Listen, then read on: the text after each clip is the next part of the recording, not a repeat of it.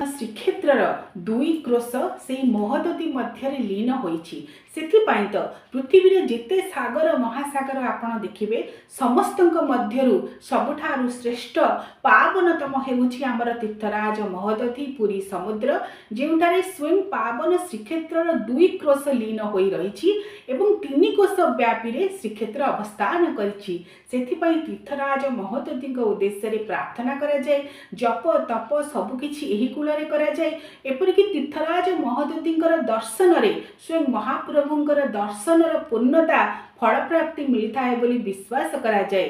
सेथिपाई महोदधी हेउछि महा उदधी अर्थात महातीर्थर फल मिलता है। महोदधींकर दर्शन द्वारा सही जल को टिके सिंचन करी महाप्रभु को दर्शन करिबा पाई तापरे व्यवस्था करा जायछि।